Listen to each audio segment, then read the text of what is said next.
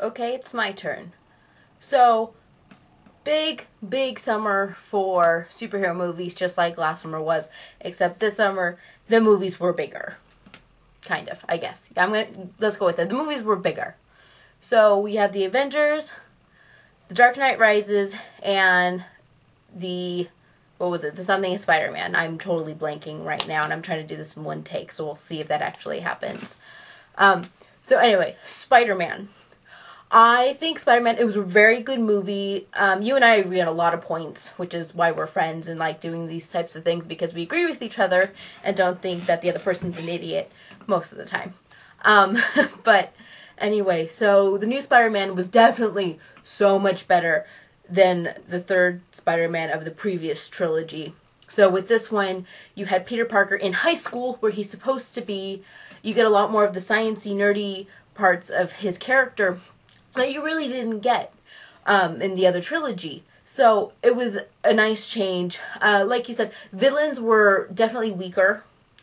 And, the villains could have gone a different direction. However, for the film, I think it worked. And if they want to continue with this cast and make another movie and another several movies, then definitely. I mean, it would be great if we could see this Peter Parker in the Avengers sometime in the future, but that is all logistic based, and Sony owns Spider-Man, not Marvel, kind of. But so getting him to be in the Avengers movies is difficult, but it would be awesome if they could make it happen, because I think he would make such a great addition to the Avengers team.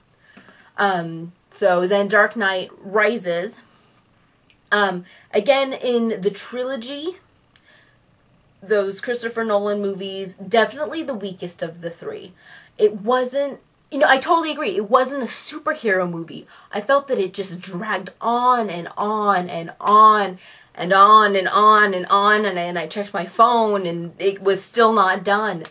So like the acting was good. I loved Anne Hathaway as Catwoman. I thought Christopher Nolan's rendition of Catwoman was absolutely phenomenal, especially within his Batman Gotham City universe, which, by the way, totally agree with you. Can we stop with the fact that, like, we're supposed to be in New York, but it's not really New York, so quit making it New York. Also, loved Tom Hardy's Bane, although I'm still not convinced it was Tom Hardy. I know it was, but it didn't look like him, it didn't sound like him. I just, mind blown completely. So Bane was just a fantastic character. The plot itself, when it was actually going somewhere, worked very well for me. Sorry, I have something stuck in my teeth. That's why I keep making weird faces. And whatnot. So, it's just, overall though, the movie was not phenomenal. Especially compared to the second one, which I know you don't really like.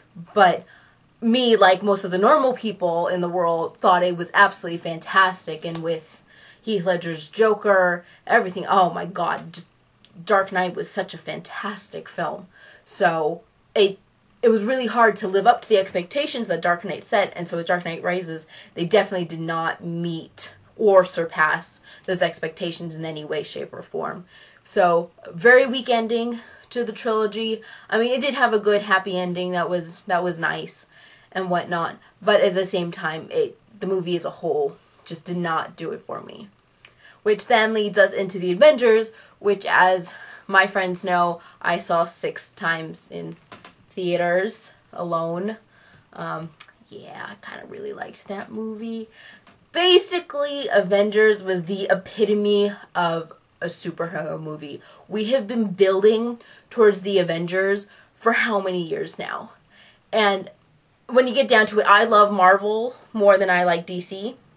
Comics, that is. So, it's just, they're so good. Not Green Lantern. No, that was pretty awful. But, I loved the Avengers so much. Like, literally, they could do no wrong for me. And, I disagree. I thought that the script was fantastic. Granted, Joss Whedon is a god in my world. So, he can do no wrong. And literally, he can. He's just amazing. And I'm excited, as a Joss Whedon fan, that he finally now has something huge to his name that people will now recognize. So now people will trust him to do great, amazing projects. So I'm excited for that. But anyway, I thought the writing was great. It was funny, it was humorous, but it was serious at the same time when it needed to be. And you had all these different plot developments. And the fact that Joss was able to take everything from these different movies that came up beforehand, so the 2 Iron Man films, Captain America and Thor. So, and then, you know, the 2 previous Hulk movies, which were awful, and we really don't want to talk about those. But, you know, the Hulk character, which he did rewrite, because his Hulk was so much better than the other 2. But anyway, he was able to take all these different works that other people had written, was able to take their characters, mold them together in one big mesh-like thing, and then give it to us. And it was beautiful. I wanted to cry. It was so beautiful. And oh my, I babble. I love that movie so much. So very, very much, in case you couldn't tell.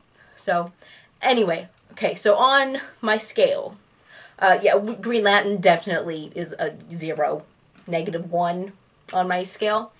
Dark Knight Rises is probably about a 6.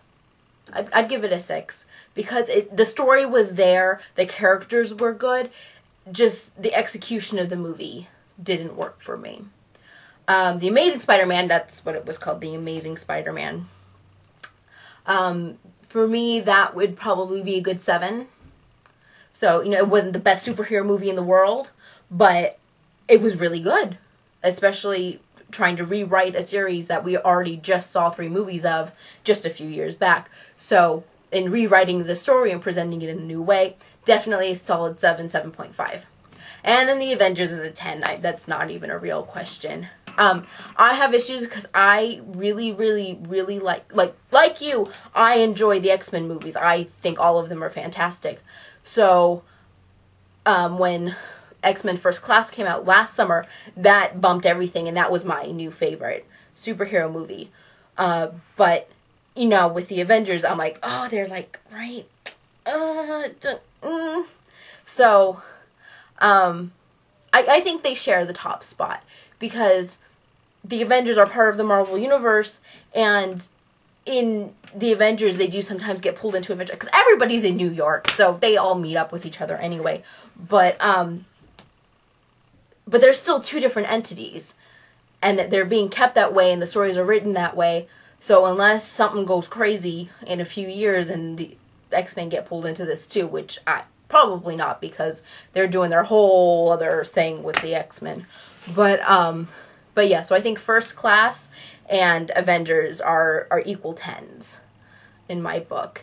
And can I just say how excited I am about Marvel movies that are coming out? So we have Captain America 2, Thor 2, Avengers 2, Iron Man 3, all coming out within the next 3 years, I think. And then Ant-Man is also coming out. And then they're now doing casting for Miss Marvel. So, I mean, they've got their 10-year plan almost entirely figured out. We're going to have so many fantastic, phenomenal, absolutely amazing and extraordinary movies coming out from the Marvel Universe that we won't know what to do with ourselves. So I think that as long as we stay on the track that we're on, that we've done with these past 2 years of Marvel films, then we're golden. So I think that the future is bright for our superhero movies, and I cannot wait until we get to talk about them again. Bye.